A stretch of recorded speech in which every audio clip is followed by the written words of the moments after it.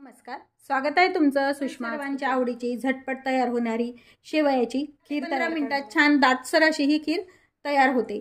यामध्ये आपण खवा वापरलेला नाहीये, पण याला टेस्ट अगदी खव्यासारखीच येणार आहे. खवा वापरतो त्याच पद्धतीनं याला चव येते, पण यामध्ये आपण एक सिक्रेट पदार्थ वापरलाय, त्यामुळे ही चव त्याला येते. कोणता आहे यासाठी रेसिपी शेवटपर्यंत बघा. तसेच रेसिपीला लाईक करा, चॅनलला सबस्क्राईब करा आणि बेल नोटिफिकेशन पण ऑलवर प्रेस करा, म्हणजे तुम्हाला असं नवनवीन चवदार रेसिपीचे नोटिफिकेशन सर्वात आधी. सोपी रेसिपी आहे ही.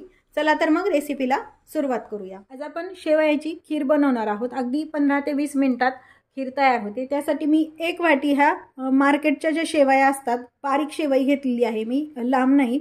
ह्या रोस्टेड शेवया आहेत आणि कच्च्या पण मिळतात, दोन्ही प्रकार असतात. मी हा रोस्टेड घेतलेले आहेत. 1 वाटी साखर घेतली, साजूक तूप, बदामाचे काप, काजूचे काप आणि पिस्त्याचे काप, जायफळ पावडर. आपल्याला लागणार आहे दूध.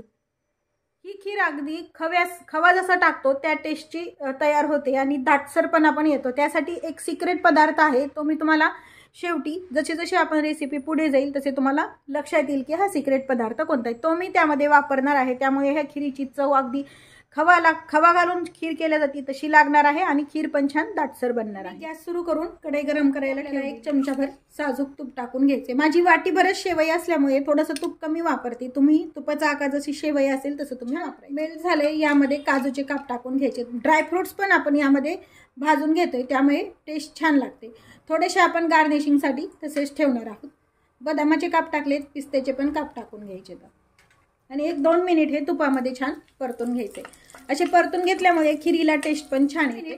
ड्रायफ्रुट्स परतून झाल्यानंतर 1 वाटी घेतलेल्या शेवया यामध्ये टाकून घ्यायच्या. ह्या भाजलेल्या शेवया असल्यामुळे जास्त वेळ भाजायची गरज पडत नाही. थोडेसे आपल्याला तुपामध्ये फ्राय करून घ्यायच्यात, म्हणजे कोट करून घ्यायचे तुपामध्ये, म्हणजे त्याचा स्वाद छान लागण्यासाठी. नाही तर तुम्ही न भाजताही डायरेक्ट दुधामध्ये पण टाकू शकता भाजलेल्या असतील तर. शेवई नसेल तर व्यवस्थित तुपामध्ये छान खमंग अशा भाजून घ्यायच्या. आता हे 2 मिनिट आपण हे तुपामध्ये परतून घेतो. शेवई भाजून झाली, गॅस कमी करून घ्यायचा. 1 वाटी शेवई आहे, आपण 3 वाट्या दूध टाकणार आहोत. यामध्ये टाकून घेतलं हे 2 वाटी आणि दूध थंड न टाकता रूम टेम्परेचरचं दूध टाकायचंय. म्हणजे काय होतं, खीर शिजायला पण सोपं जातं, किंवा मग थोडंसं कोमट करून पण तुम्ही टाकू शकता. हे फ्रीजमधलं दूध नाही, डायरेक्ट थोडंसं रूम टेम्परेचरला आहे, थंड नाहीये दूध. 2 वाट्या आपण दूध टाकून घेतलंय. अजून 1 वाटी यामध्ये दूध टाकणार आहोत. अगदी हे परफेक्ट प्रमाण होतं. खीर ही घट्टही होत नाही आणि जास्त पातळही होत नाही, त्यामुळे हे मोजून मी दूध टाकते आणि याला एक छान उकळी येऊ द्यायची. तर दूध टाकून घेतलंय आपण. व्यवस्थित हे जे शेवई आहे यामध्ये टाकलेली ही यामध्ये शिजून घ्यायची. आपल्याला व्यवस्थित उकळी आली, 1-5 मिनिट आपल्याला यामध्ये ही जी शेवई आहे ती छान शिजून घ्यायची. भाजून व्यवस्थित घेतलेली असेल तर ही व्यवस्थित पटकन अशी शिजल्या पण जाते. बनवताना शक्यतो फुल क्रीम दूध वापरायचं, म्हणजे टेस्ट छान येते. दूध ते घट्टसर असतं व त्याच्यामध्ये मलाई तशीच असते, त्यामुळे त्या दुधाची खीर अजून छान होते. कोणतीही खीर बनवताना, तांदळाची, रव्याची, कोणतीही बनवताना शक्यतो फुल क्रीम दूध वापरायचं. 5 मिनिट झालेत, आपण हे शिजवतो. यामध्ये आता आवश्यकतेनुसार तुम्ही साखर टाकायची, जशी तुम्हाला गोड आवडते तशी. मी 1 वाटीपेक्षा थोडीशी कमी साखर घेतलेली आहे आणि हे मिक्स करून घ्यायचं. साखर छान यामध्ये विरघळून घ्यायची. साखर टाकून व्यवस्थित याला विरघळून घ्यायची यामध्ये साखर आणि एक उकळी येऊ द्यायची साखर घालून. पण खीर आपली ऑलमोस्ट मध्ये जो सिक्रेट पदार्थ वापरणार आहोत ते पाहूया. तो सिक्रेट पदार्थ म्हणजे आहे मिल्क पावडर. यामुळे काय होणार, खिरीला दाटसरपणा पण छान येणार आणि अगदी खव्यासारखे त्याला टेस्ट. शिजत आली, गरम दुधामध्ये जर आपण डायरेक्ट अशी मिल्क पावडर टाकली तर त्याच्या गाठी तयार होतील. त्यामुळे काय करायचं, थोडंसं रूम टेम्परेचर म्हणजे थंड दूधच घ्यायचं. हे यामध्ये टाकून जसं आपण कस्टर्ड मिक्स करतो तसं हे मिल्क पावडर थोडंसं मिक्स करून घ्यायचंय. यामुळे हे खिरीमध्ये मिक्स केल्यानंतर याच्या गाठी खिरीत तयार होत नाहीत. हे व्यवस्थित खालीच आपण असं छान मिक्स करून घेऊ, गाठी राहणार नाहीत इतपत काळजी घ्यायची. आणि हे व्यवस्थित आपण मिक्स करून घेतलंय. साधारण 3 ते 4 चमचे दूध यामध्ये वापरलेलं आहे. दूध हे थंडच वापरायचं. गरम दुधाचं मिक्स केलं तर त्याच्या गाठी तयार होतात. साखर टाकून खीर पण आपली ऑलरेडी छान उकळलेली आहे. दाटसरपणा पण व्यवस्थित आहे ह्याला ऑलरेडीच. पण जर तुम्ही मिल्क पावडर वापरली तर त्याला खव्याची टेस्ट येते, त्यामुळे मिल्क पावडर वापरायची.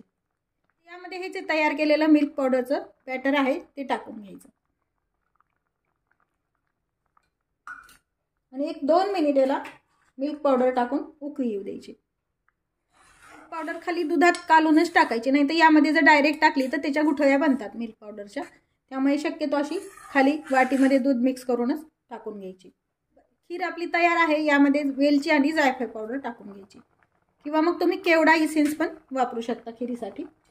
आणि हे मिक्स करून घ्यायचं। थोडेसे काजू, बदाम आणि पिस्त्याचे काप, एक 5 मिनिट 2 ते 3 मिनिट आपण हे उकळून घ्यायचं। ऑलमोस्ट ही खीर जरी आता अशी सैलसर वाटत असली तरी जशी जशी थंड खीर होते तशी ती घट्टपणा येतो त्याला आणि ही फ्रीजमध्ये 2 ते 3 दिवस आरामात टिकते। म्हणजे दुधाचं प्रमाण वापरलंय ते ऑलमोस्ट बरोबर आहे, थोडंही कमी जास्त झालेलं नाही दूध आणि व्यवस्थित पाहिजे तशी आपल्याला खीर तयार आहे। ही तयार आहे आपली चवदार चविष्ट छान अशी दाटसर पाहू शकता तुम्ही किती छान आणि दाटसर खीर झाली की त्यामुळे आपण मिल्क पावडर वापरल्यामुळे ही खीर अशी छान झाली आणि मिल्क पावडर वापरल्यामुळे चवीला पण अगदी खव्याची टेस्ट येते त्याला।